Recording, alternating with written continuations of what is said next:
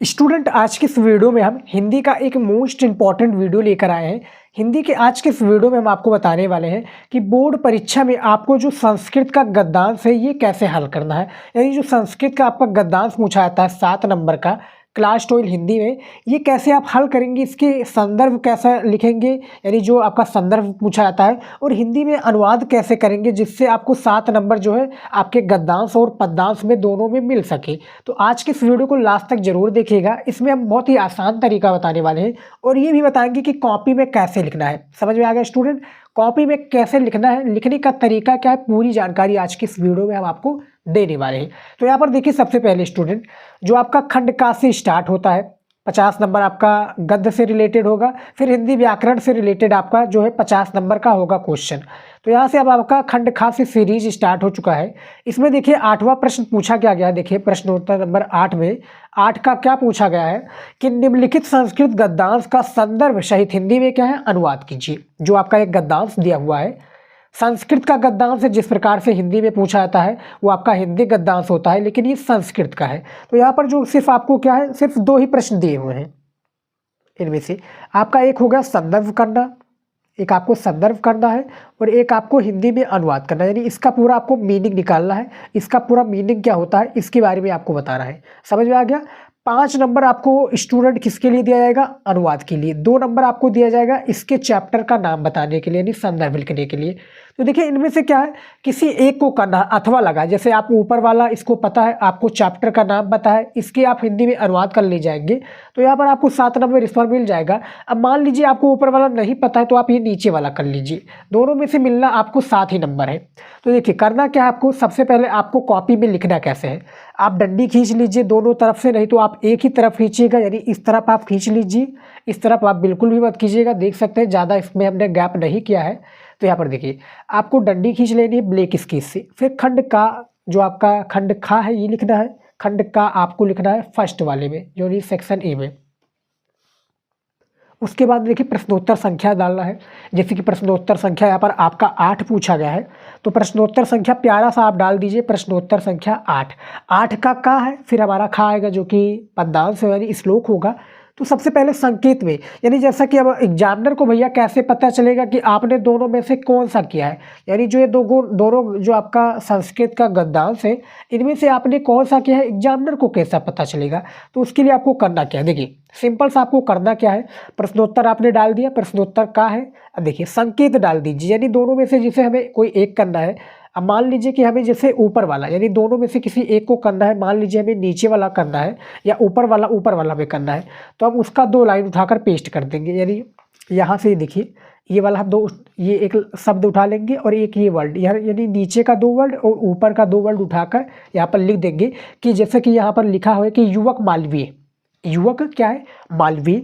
उसके बाद में क्या है, हमारा जो 2 पीछे का जो हमारा लास्ट का जो 2 वर्ड है उसको हम उठाकर यहाँ पर पेस्ट कर देंगे कि समान क्या है, सम्मान भाज मनभत, इसका हम लिख दिया। अब देखिए संदर्भ कैसे लिखेंगे, क्योंकि इसमें 2 ही प्रश्न पूछा गया था, एक आपका संदर्भ और एक आपको हिंदी में अनुवाद करना था। तो संदर्भ में हमें लिखना क्या है, सिंपल सा आपको सबसे पहले ब्लैक पेन से हेडिंग डालना है संदर्भ। नीचे आप स्केल की सहायता से अंडरलाइन कर दीजिए, जिससे आपका हेडिंग जो है अच्छा लगे, क्यूट लगे, क्यूट इसके बाद कह सकते हैं अच्छा लगे, सुंदर लगे।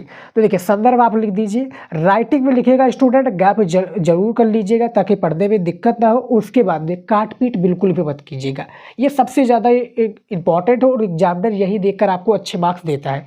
अब देखिए संदर्भ में करना क्या है, देखिए प्रस्तुत गद्यखंड हमारी पाठ्य पुस्तक के, जो प्रस्तुत गद्यखंड है हमारी पाठ्य पुस्तक के संस्कृत भाग, क्योंकि भैया संस्कृत का है तो संस्कृत भाग के महामना मालवीय नामक पाठ से क्या है अवतरित है।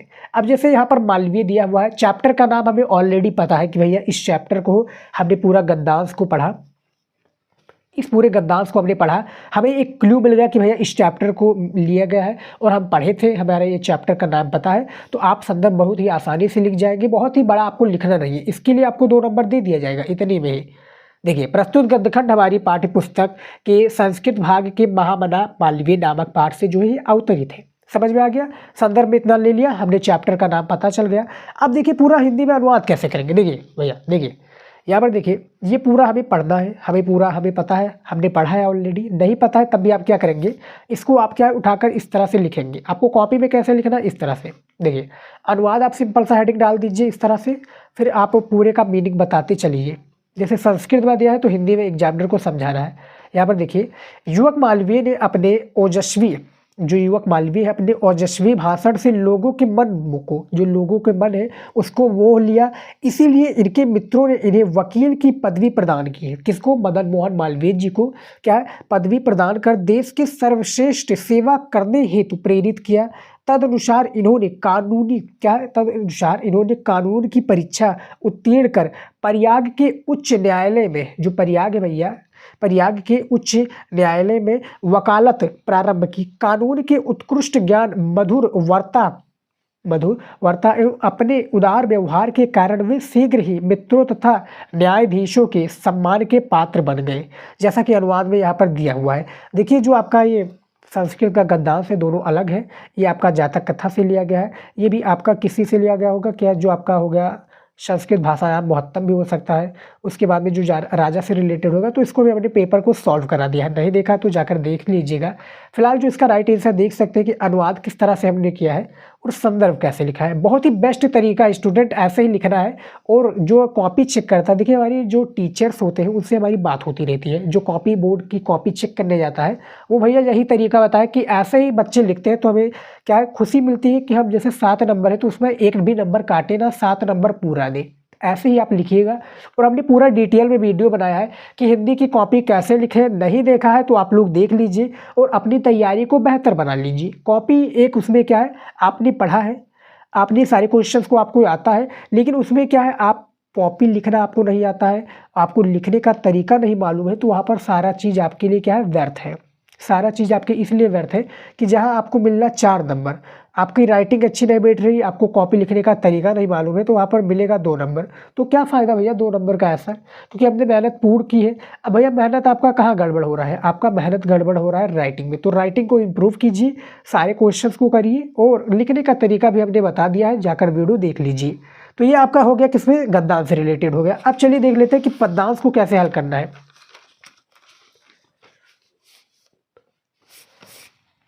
ये देखिए स्टूडेंट, अब आपका ये नीचे वाला देखिए, खा नंबर में देखिए कि निम्नलिखित श्लोक का हिंदी में संदर्भ अनुवाद कीजिए। यानी यहाँ पर ये भी 7 नंबर का होता है, जैसा कि आप देख सकते हैं। 2 नंबर इसमें भी आपको किस में मिल जाएगा, संदर्भ में 2 नंबर और अनुवाद के लिए आपको 5 नंबर। तो टोटल आपका 7 नंबर कंप्लीट हो जाएगा। यहाँ पर है पूछा गया कि निम्नलिखित श्लोकों का हिंदी में संदर्भ अनुवाद कीजिए। यहाँ पर भी 2 दिए हुए हैं। अब जैसे दोनों में से जैसे आपको ये वाला पता है तो ये कर सकते हैं, नहीं तो आप ये वाला भी कर सकते हैं, जो आपको अच्छा लगे वो कर लीजिए। अब मान लीजिए कि हमें जैसे कि स्टूडेंट क्या है, ऊपर वाला करना है, ये वाला, नीचे वाला हमें करना होता है। तो यहाँ पर जैसा कि हमने प्रश्नोत्तर खा लिखा है, फिर यहाँ पर हम अथवा लिख देते, क्या लिख देते, अथवा लिख देते, फिर जो एग्जामिनर है वो क्लियर रहता है। अब हमें जैसे ऊपर वाला करना है तो एग्जामिनर को बताना भी पड़ेगा कि भैया हमने ऊपर वाला किया है, तो उसके लिए हमें क्या करना है, संकेत डालना है। ये देखिए खा है हमारा, ये डाल दिया हमने। संकेत में लिखे क्या है, जैसे जैसे हमने बताया था आपको गद्यांश में कि 2 लाइनों को उठाकर पेस्ट कर देना है। 2 लाइन वहाँ से उठाकर आप पेस्ट कर दीजिए, लास्ट वाला 2 वर्ड आप उठाकर पेस्ट कर दीजिए, यहाँ पर लिख दीजिए। अब देखिए संदर्भ, देखिए अलग अलग तरीका होता है, ये नहीं कि आप संदर्भ वाला तरीका इसमें भी आप अपनाएं। श्लोक का और जो गद्यांश है इसका अलग अलग तरीका होता है, समझ में आ गया। देखिए संदर्भ में क्या है कि प्रस्तुत, आपका जो संदर्भ है कि प्रस्तुत श्लोक हमारी पाठ्य पुस्तक के संस्कृत भाग, जो पाठ्य पुस्तक है इसके संस्कृत भाग में संकलित सुभाषित रत्नान पाठ से जो है ये अवतरित है। जो है आपका श्लोक है ये किस चैप्टर से लिया गया है, सुभाषित रत्नान चैप्टर से ये अवतरित है, संस्कृत भाग के, क्योंकि भैया संस्कृत है।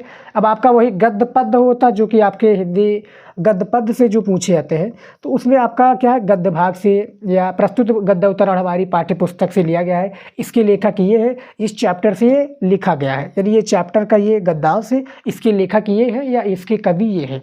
समझ में आ गया। वो वाला वीडियो हमने बना दिया है, नहीं देखा है तो जाकर आप देख लीजिएगा कि बोर्ड एग्जाम में गद्यांश और पद्यांश को कैसे हल करें, वो देख लीजिएगा। फिलहाल ये संस्कृत का गद्यांश और श्लोक है तो इसमें भी हमने बता दिया है।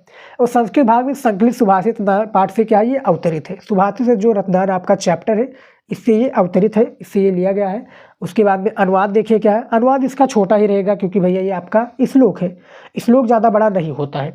यहाँ पर देखिए भाषाओं में क्या है, भाषाओं में संस्कृत सबसे, जो भाषाओं में संस्कृत यह है, ये सबसे प्रधान, मधुर और अलौकिक है। उससे मधुर उसका काव्य है, क्या है, इससे जो मधुर है इसका ये काव्य है, और उससे मधुर उससे सुभाषित है, जो कि संकेत और संदर्भ में आपका दिया हुआ है कि संकेत में भाषाओं मुख्या मधुरा सुभाषित रत्नान, ये आपका श्लोक में कर रहा हूँ। संदर्भ में आपका हमने बता दिया कि प्रस्तुत श्लोक हमारी ये चैप्टर से लिया गया है, संस्कृत भाग से, इस चैप्टर से ये अवतरित है। देखिए स्टूडेंट, मैं आपको बताना चाहूँगा, आप क्या है अभी तक तैयारी कर रहे हैं, हिंदी की तैयारी आप कर रहे हैं स्टूडेंट, और आपने गद्यांश पद्यांश में कन्फ्यूज हो, तो मैं आपको बताना चाहूँगा गद्यांश के लिए हमने एक वीडियो बना रखा है 19, क्या है, जो साहित्यिक हिंदी के स्टूडेंट है, एक हमने 19 टॉपिक का वीडियो बना रखा है, अभी हाल ही में बनाया है।